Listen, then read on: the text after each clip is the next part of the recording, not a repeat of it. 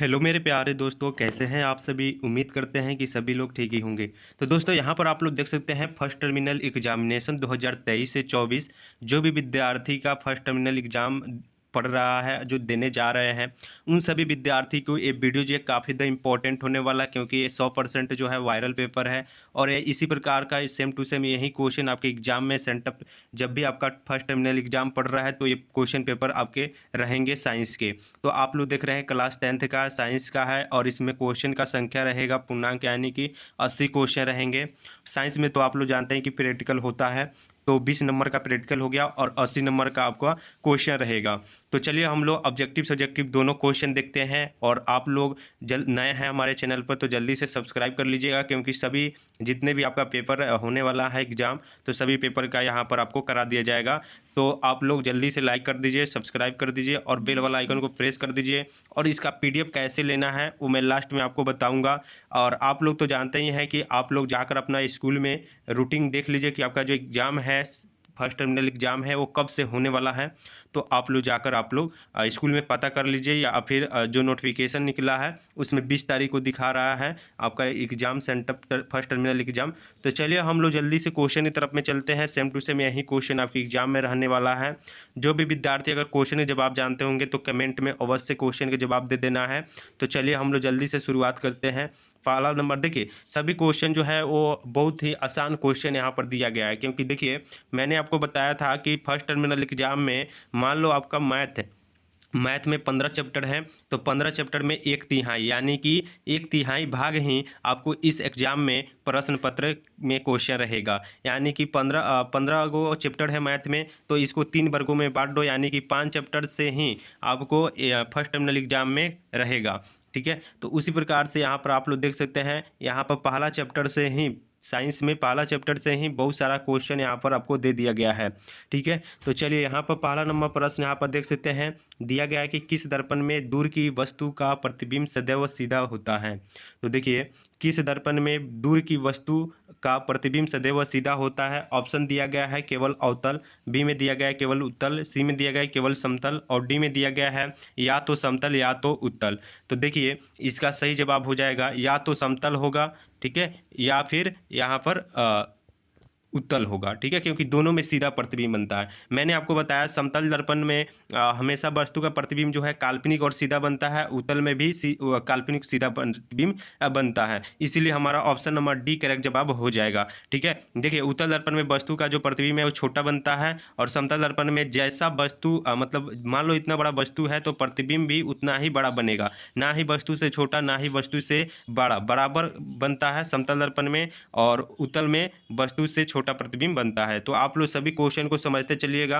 और जो विद्यार्थी नए 10th क्लास में है तो हमारे यूट्यूब चैनल पर पढ़ाई भी कराया जाता है, तो आप लोग पढ़ाई भी कर सकते हैं। चलिए 2 नंबर क्वेश्चन यहाँ पर दे दिया गया है कि अवतल दर्पण की फोकस दूरी होती है। तो देखिए अवतल दर्पण की फोकस दूरी पूछा जाता है, तो दर्पण आप लोग पढ़े होंगे 2 प्रकार के, यानी कि एक अवतल दर्पण होता है और एक उत्तल दर्पण होता है। तो अवतल दर्पण की फोकस दूरी यानी कि ऋणात्मक होती है, और उत्तल दर्पण की फोकस दूरी हमेशा धनात्मक होती है। ठीक है, तो याद रखिएगा आप सभी विद्यार्थी की अवतल दर्पण की फोकस दूरी पूछा है तो यहाँ पर ऋणात्मक हो जाएगी, और जब उत्तल दर्पण की फोकस दूरी पूछेगा तो धनात्मक हो जाएगी। ठीक है, चलिए तो इसका 2 का क्या होगा, तो आप लोग एक बार कमेंट कर दीजिएगा। ऑप्शन नंबर 20 सही जवाब हो जाएगा। देखिए मैं यहाँ पर ऐसे बता दे रहा हूँ कि आप लोग यहीं पर याद करके एग्जाम में कोई चीज टोट ले जाने की जरूरत नहीं है, यहीं पर देख सकते हैं यहीं क्लास में। ठीक है, चलिए थर्ड नंबर प्रश्न आपके सामने दिया गया है कि किस दर्पण से हमेशा वस्तु से छोटा प्रतिबिंब प्राप्त होता है। तो मैंने अभी अभी आपको बताया कि वस्तु से छोटा प्रतिबिंब जो है वो हमेशा उत्तल दर्पण में प्राप्त होता है। ठीक है, तो आप लोग को याद रख लेना है। देखिए ए में दिया गया है उत्तल दर्पण, बी में समतल दर्पण, और सी में दिया गया है यहाँ पर अवतल दर्पण, और डी में दिया गया है कि इनमें से कोई नहीं। तो मैंने तीनों के लिए आपको बता दिया। देखिए समतल दर्पण सॉरी यहाँ पर मैंने बता दिया उत्तल दर्पण, समतल दर्पण और अवतल दर्पण, तीनों के बारे में बता दिया। यानी देखिए उत्तल दर्पण में वस्तु का प्रतिबिंब छोटा बनता है, समतल में समान आकार का वस्तु का प्रतिबिंब बनता है, और अवतल दर्पण में वस्तु से बड़ा प्रतिबिंब बनता है। ठीक है, तो हमारा सही जवाब हो जाएगा ऑप्शन नंबर ए। ठीक है, 3 का ऑप्शन नंबर ए आपका राइट आंसर हो जाएगा। तो आप लोग लिख लो या फिर याद रख लो, सबसे अच्छा रहेगा कि आप लोग याद ही कर लो। ठीक है, चलिए 4 नंबर क्वेश्चन यहाँ पर दिया गया। देखिए इस एग्जाम से कोई मतलब ये नहीं है कि आप लोग इसमें चीट ले जाए या फिर क्वेश्चन देख के जाएं। इस जो ये जो एग्ज़ाम है फर्स्ट टर्मिनल एग्ज़ाम, ये आपका टेस्ट है, एक टेस्ट है जो आप इसमें आपको देना है और इसमें अच्छा नंबर लेकर आना है। ठीक है, जो हम पढ़ाते हैं वहीं से क्वेश्चन वहाँ पर रहेगा। ठीक है, तो यहाँ पर आप लोग देख सकते हैं ये तो सेम टू सेम आपके एग्जाम में लड़ेगा ही। ठीक है, देखिए 4 नंबर क्वेश्चन दिया गया है कि दाढ़ी बनाने के लिए किस दर्पण का उपयोग होता है। तो दाढ़ी बनाने के लिए किस दर्पण का उपयोग होता है? ए में दिया गया है कि उत्तल दर्पण, बी में दिया गया है कि अवतल दर्पण, सी में दिया गया है कि समतल दर्पण और डी में दिया कि इनमें से कोई नहीं। देखिए मैंने अभी अभी आपको बताया कि दाढ़ी बनाने में यानी कि जिसका वस्तु का प्रतिबिंब बड़ा बनता है तो उस दर्पण का ही प्रयोग हम लोग दाढ़ी बनाने में करते हैं, यानी कि ऑप्शन नंबर हमारा बी सही जवाब हो जाएगा, अवतल दर्पण।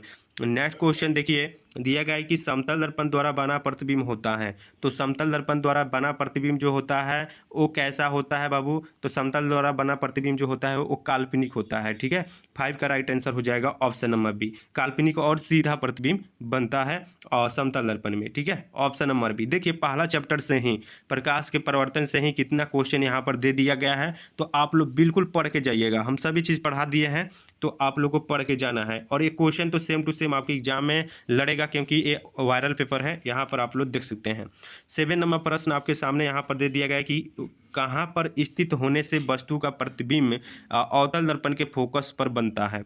देखिए कहाँ पर स्थित होने से वस्तु का जो प्रतिबिंब है अवतल दर्पण के फोकस पर बनता है। तो ए में दिया गया है कि फोकस पर, बी में दिया कि ध्रुव पर, सी में दिया कि वक्ता केंद्र पर और डी में दिया गया है कि अनंत पर।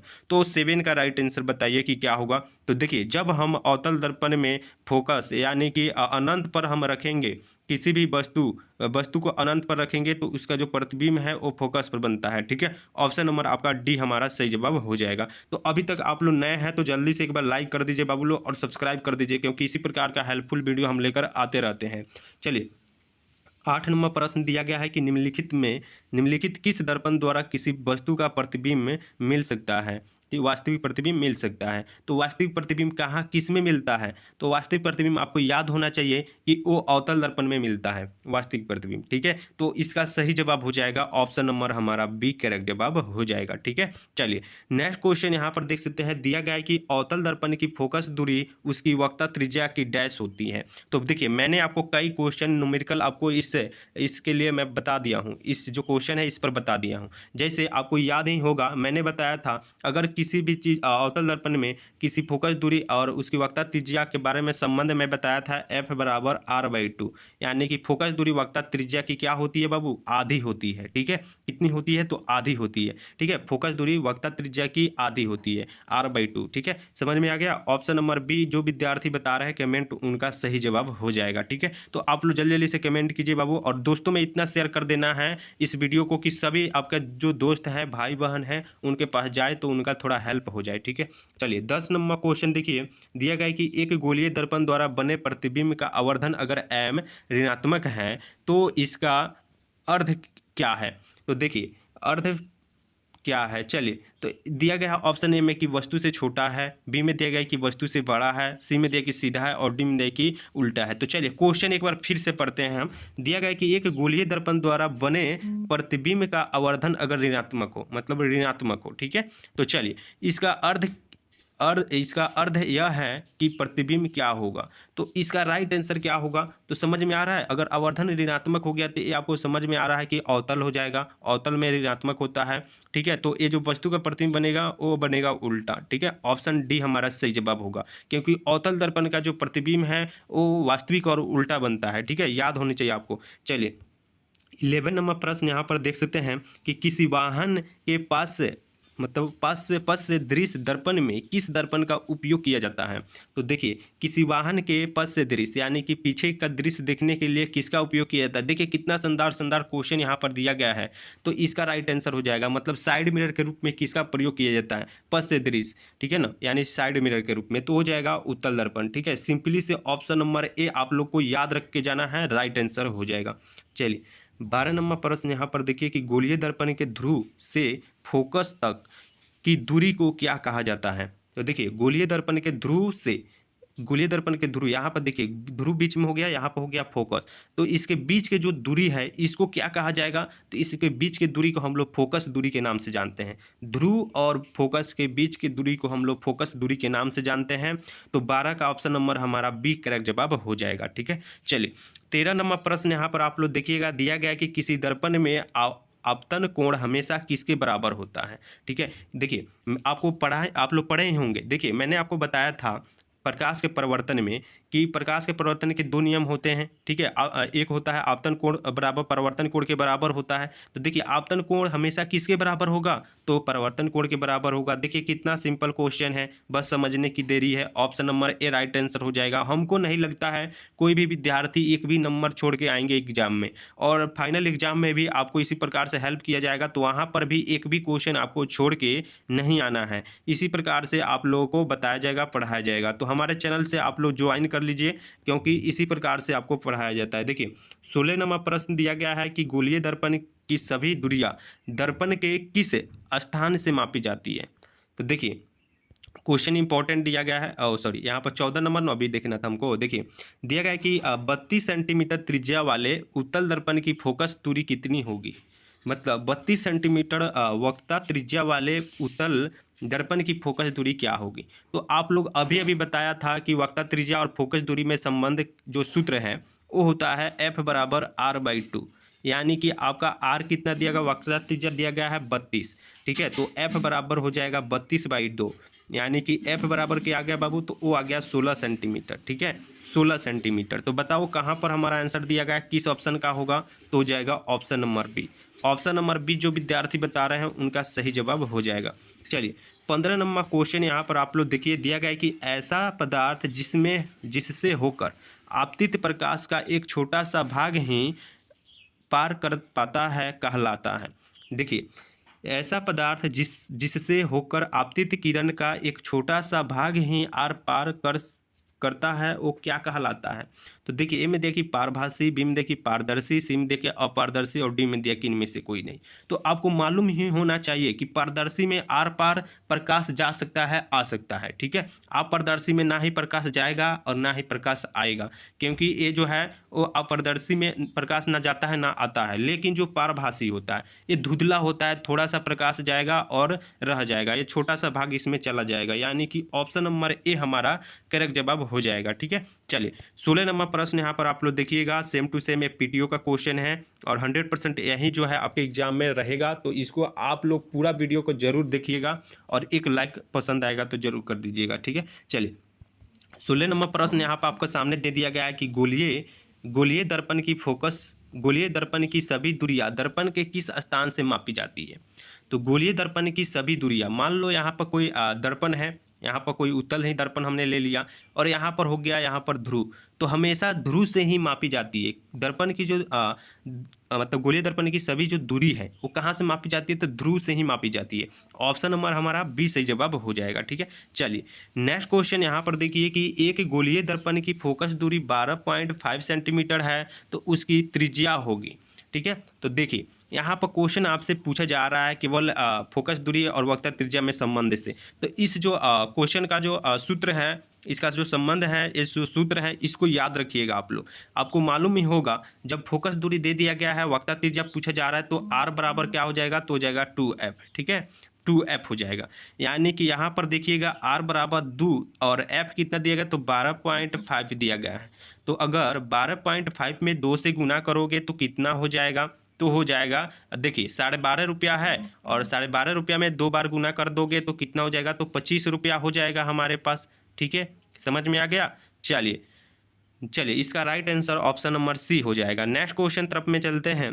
दिया गया है कि अभिक्रिया ZnO + CO जब रिएक्शन करता है तो Zn + CO2 में कौन एक अपचयित होता है। मतलब इसमें इस अभिक्रिया में, इस रिएक्शन में आपसे पूछा जा रहा है कि कौन जो है अपचयित होता है। तो यहाँ पर अपचयित जो हो रहा है वो Zn यानी कि जिंक अपचयित हो रहा है। इसका राइट आंसर हो जाएगा ऑप्शन नंबर सी। ठीक है, तो आप लोग इसका ऑप्शन नंबर सी मारिएगा। नेक्स्ट क्वेश्चन देखिए कि शरीर में भोजन का पचना किस प्रकार की अभिक्रिया है। तो जो शरीर है हमारे शरीर में भोजन की पचना आप लोग जानते हैं कि उपचयन अभिक्रिया है, जिसे हम लोग ऑक्सीकारक के नाम से ऑक्सीकरण के नाम से जानते हैं। ए में देखिए अवकरण, ऑक्सीकरण, उदासीनीकरण और वैद्युत अपघटन। तो हमारा सही जवाब हो जाएगा ऑक्सीकरण, option number B. Next question देखिए दिया गया कि समीकरण यहाँ पर दे दिया गया है 2Cu+O2 जब रिएक्शन करता है तो बना देता है 2CuO। ठीक है, तो ये किस प्रकार की अभिक्रिया है पूछा जा रहा है। तो जब भी इस यहाँ पर आप लोग देखिए कॉपर है, ऑक्सीजन है और यहाँ पर कॉपर डाइऑक्साइड बना दे रहा है, तो इस अभिक्रिया को हम लोग कहेंगे ऑक्सीकरण। ठीक है, आप लोग ऑप्शन नंबर बी मारना, सही जवाब हो जाएगा। नेक्स्ट क्वेश्चन देखिए निम्नलिखित में कौन एक ऑक्सीकारक है। तो ऑक्सीकारक पूछा जा रहा है आपसे कि क्या होगा। तो ऑक्सीकारक जब भी पूछेगा तो वो हो जाएगा, ऑप्शन देखिए पहले आंसर बताएंगे कौन कौन विद्यार्थी इसका जानते हैं जवाब। ए में देखिए H2, बी में दिया कि CO, सी में दिया गया कि H2S और डी में दिया कि O2। तो सही जवाब हो जाएगा O2। ठीक है, O2, option number D. Next question देखिए दिया गया है कि कैल्शियम कार्बोनेट को गर्म करने पर कैल्शियम ऑक्साइड एवं कार्बन डाइऑक्साइड ऑक्साइड बनता है, तो यह किस प्रकार की रासायनिक अभिक्रिया है। देखिए कैल्शियम कार्बोनेट को गर्म करने पर कैल्शियम डाइऑक्साइड एवं कार्बन डाइऑक्साइड बनता है, तो यह किस प्रकार की रासायनिक अभिक्रिया है। तो देखिए इस तरह का जब भी प्रश्न पूछेगा तो आप लोग को मारना है अपघटन अभिक्रिया है। ऑप्शन नंबर हमारा डी जो है वो करेक्ट जवाब हो जाएगा। ठीक है, नेक्स्ट क्वेश्चन यहाँ पर देखिएगा 23 नंबर क्वेश्चन दिया गया है कि रासायनिक अभिक्रिया को व्यक्त किया जाता है। जो रासायनिक अभिक्रिया होता है उसको व्यक्त किया जाता है। तो ए में देखिए संकेतों के रूप में, बी में देखिए अणु सूत्रों के रूप में, या फिर समीकरणों के द्वारा, या फिर डी में दिया गया कि सरल सूत्रों के द्वारा। तो देखिए 23 का हमारा राइट आंसर हो जाएगा बाबू ऑप्शन नंबर सी, समीकरणों के द्वारा। ठीक है, देखिए रासायनिक अभिक्रिया को व्यक्त किया जाता है समीकरणों के द्वारा। ठीक है, इसको याद रखिएगा। नेक्स्ट क्वेश्चन यहाँ पर देखिएगा 24 नंबर प्रश्न दिया गया कि जिस रासायनिक अभिक्रिया में प्रतिफल के साथ साथ ऊष्मा का उत्सर्जन होता है उसे क्या कहते हैं। ठीक है, इस प्रश्न का जवाब बताएंगे आप लोग क्या कहते हैं। तो सही जवाब हो जाता है ऊष्माक्षेपी अभिक्रिया कहते हैं। ऑप्शन नंबर ए सही जवाब हो जाएगा। चलिए नेक्स्ट क्वेश्चन दिया गया है कि निम्नलिखित में कौन सा पदार्थ फोटोग्राफी में प्रयुक्त होने वाली फिल्म बनाने में प्रयुक्त होता है। मतलब आप लोग जानते हैं कि फोटोग्राफी कैमरे में उत्तल दर्पण का प्रयोग किया जाता है, हाँ उत्तल लेंस का प्रयोग किया जाता है। तो यहाँ पर आप लोग याद रखिएगा AGBR जो है ना, इसको फोटोग्राफी में प्रयुक्त होने वाले फिल्म में प्रयोग किया जाता है। ऑप्शन नंबर 25 का बी हो जाएंगे। चलिए 26 नंबर प्रश्न यहाँ पर देखिए दिया गया है कि निम्नलिखित में कौन एक कॉपर सल्फेट के विलयन में कॉपर विस्थापित नहीं कर सकता है। मतलब कॉपर विस्थापित नहीं कर सकता है, यानी कि इसका सही जवाब क्या होगा 26 का। तो हमारा हो जाएगा लोहा जो है वो कॉपर में विस्थापित नहीं कर सकता कॉपर सल्फेट में। ऑप्शन बी जो है वो हमारा सही जवाब हो जाएगा। तो एक बार जल्दी से आप सभी से आग्रह है कि एक बार लाइक कीजिए बाबू लोग, और आप लोग अपने दोस्तों में शेयर कर दीजिए वीडियो को, जो भी ग्रुप आप लोग का है उसमें शेयर कर दीजिए। चलिए 27 नंबर प्रश्न यहाँ पर आप लोग देखिए दिया गया है कि बैटरी अम्ल है, मतलब जो बैटरी है, बैटरी में कौन सा अम्ल का प्रयोग किया जाता है। तो चलिए ए में देखिए सांद्र H2SO4, बी में देखिए सांद्र HNO3 और डी सी में देखिए सांद्र HCl और डी में देखिए इनमें से कोई नहीं। तो सही जवाब क्या होगा, तो हो जाएगा H2SO4, सांद्र H2SO4 हो जाएंगे। नेक्स्ट क्वेश्चन दिया गया है कि इमली में कौन सा अम्ल होता है। तो आप लोग जानते हैं कि इमली जो है वो एक अम्लीय है, इमली में अम्ल पाया जाता है। ठीक है, तो ये कौन सा अम्ल पाया जाता है बाबू, साइट्रिक अम्ल या टाइटरिक अम्ल या फिर एसिटिक अम्ल या फिर ऑक्जेलिक अम्ल। तो देखिए इसका हमारा राइट आंसर हो जाएगा टाइटरिक अम्ल, यानी कि ऑप्शन नंबर बी सही जवाब होगा। तो आप लोग देखिए कितना आसान क्वेश्चन मतलब पूछ रहा है, समझ से बाहर। ठीक है ना, देखिए नेक्स्ट क्वेश्चन यहाँ पर देखिएगा आप लोग 29 नंबर प्रश्न दिया गया है कि एफ निम्नलिखित में कौन एक अम्ल है। मतलब यहाँ पर 4 गो ऑप्शन दिया गया है और यहाँ पर पूछा जा रहा है कि कौन एक अम्ल है। तो आप लोग जानते ही होंगे कि Na2O जो है एक क्षार है, COOH2 एक क्षार है, CaO एक भी क्षार है, लेकिन HNO3 जो है, ठीक है ना, HNO3 एक प्रकार का अम्ल है। ऑप्शन नंबर जो है डी हमारा सही जवाब हो जाएगा। नेक्स्ट क्वेश्चन देखिए दिया गया है कि जल में घुलनशील भस्म क्या कहलाते हैं। यानी जो जल में घुलनशील भस्म होते हैं, तो उसको क्या कहलाते हैं? तो घुलन जल में अगर भस्म को हम लोग घोल देंगे तो क्या बनेगा? अम्ल बनेगा, क्षार बनेगा, लवण बनेगा या फिर इनमें से कोई नहीं। तो याद रखिएगा आप लोग कि क्षार बनेगा। पटना आप लोग याद रखना क्षार बनेगा, ठीक है। चलिए बाबू यहाँ पर देखिए 31 नंबर प्रश्न दिया गया है कि निम्नलिखित में किसकी प्राकृतिक अम्लीय है? निम्नलिखित में किसकी जो प्राकृतिक है वो अम्लीय है? ए में देखिए मानव रक्त, बी में दिया गया चूना जल, एंटासिड और डी में दिया गया है कि लाइम जूस। तो देखिए मानव रक्त जो है वो अम्लीय नहीं होता है, ठीक है, ये लवणीय युक्त होता है, चूना जल भी नहीं होता है और देखिए यहाँ पर एंटासिड भी नहीं होता है, लेकिन जो एक लाइम जूस है, एक जूस है, ठीक है ना, ये जो है एक अम्लीय है, प्राकृतिक अम्लीय। ऑप्शन नंबर डी जो है वो करेक्ट जवाब हो जाएगा, ठीक है। चलिए नेक्स्ट क्वेश्चन दिया गया है कि अपच का उपचार करने के लिए निम्न में से किस औषधि का उपयोग कर होता है? मतलब जो अपच का उपचार होता है, सिंपली सी बात, तो उसमें कौन औषधि का जो है वो उपयोग होता है? ए में देखिए एंटीबायोटिक, बी में देखिए एंटोसिड और सी में देखिए एनाजेसिक और डी में देखिए एंटीसेप्टिक। तो इसका याद रखिएगा ऑप्शन बी हो जाएगा सही जवाब, एंटीसिटिक, एंटासिड, ठीक है ना। चलिए ऑप्शन नंबर बी हो जाएगा। नेक्स्ट क्वेश्चन देखिए यहाँ पर दिया गया है कि चिप्स की थैली में कौन सी गैस भरी होती है? देखिए कितना आसान क्वेश्चन है, कई बार पढ़ाया जा चुका है ये क्वेश्चन। तो चिप्स की थैली में कौन सी गैस भरी होती है? तो चिप्स की थैली में आप लोग को मालूम ही होना चाहिए कि नाइट्रोजन गैस भरी जाती है। ऑप्शन बी हमारा सही जवाब हो जाएगा। नेक्स्ट क्वेश्चन देखिए अम्ल नीले लिटमस पत्र को किस रंग में बदल देता है? देखिए मैंने आपको बताया था कि नीले रंग किस में बदल देता है? अगर हम अम्ल यानी नीले लिटमस पत्र को किस रंग में बदल देता है अम्ल, तो वो बदल देता है लाल, ठीक है ना, लाल रंग में बदल देता है। ऑप्शन नंबर ए इसका सही जवाब हो जाएगा। नेक्स्ट क्वेश्चन दिया गया है कि ट्रेकिया किस जीव का श्वसन अंग है? मतलब जो ट्रेकिया है, ट्रेकिया किस जीव का श्वसन अंग है बताइए। तो इसका सही जवाब क्या होगा? 35 का। तो 35 का राइट आंसर हो जाएगा बाबू कॉकरोच, ठीक है ना। ट्रेकिया किस जीव का श्वसन अंग है? तो कॉकरोच का, ठीक है। चलिए जो कॉकरोच है वो ट्रेकिया से श्वसन करता है, इसको याद रखिएगा आप लोग। नेक्स्ट क्वेश्चन देखिए 36 नंबर प्रश्न दिया गया है कि मानव हृदय में कितने कोष्ठ होते हैं? जो मानव हृदय होते हैं उसमें कितने कोष्ठ होते हैं? तो आपको मालूम ही होगा कि हमारे मानव हृदय में 4 कोष्ठ होते हैं, ठीक है। ऑप्शन नंबर सी हमारा सही जवाब हो जाएगा। नेक्स्ट क्वेश्चन दिया गया है कि पौधे के उत्सर्जी पदार्थ निम्न में से कौन है? मतलब पौधे से उत्सर्जी यानी कि पौधे से निकलने वाले जो पदार्थ होते हैं कौन कौन होते हैं? तो देखिए रेजिन भी एक पौधे का उत्सर्जी पदार्थ है, गोंद भी है, टैनिन भी है, इसीलिए हमारा ऑप्शन राइट होगा इनमें सभी, ऑप्शन नंबर डी। तो 37 का राइट आंसर डी हो जाएंगे। नेक्स्ट क्वेश्चन 38 देखिए प्रकाश संश्लेषण प्रक्रिया होता है। तो देखिए प्रकाश संश्लेषण मतलब आप लोग क्या समझते हैं? तो प्रकाश संश्लेषण जो होता है वो दिन में होता है, क्योंकि सूरज जो है वो दिन में उगता है, प्रकाश जो है दिन में उगता है, तो पौधे भी प्रकाश संश्लेषण दिन में ही करेंगे ना। ऑप्शन नंबर ए हो जाएगा सही जवाब, ठीक है। नेक्स्ट क्वेश्चन दिया गया है कि गार्ड कोशिका की कौन सी भित्ति मोटी होती है? यानी जो गार्ड कोशिका होती है उसकी कौन सी जो भित्ति होती है वो मोटी होती है, मोटी, ठीक है। तो देखिए भीतरी या फिर बाहरी, पास या फिर इनमें सभी। तो देखिए जो भीतरी वाली होती है भित्ति वो मोटी होती है, ठीक है ना। चलिए नेक्स्ट क्वेश्चन देखिए भोजन का पूर्ण पाचन निम्नलिखित में से कहाँ होता है? तो आप लोग को मालूम होना चाहिए कि भोजन का जो पचना होता है वो कहाँ पर होता है। ऑप्शन दिया गया छोटी आंत, बड़ी आंत, अग्नाशय और अमाशय में।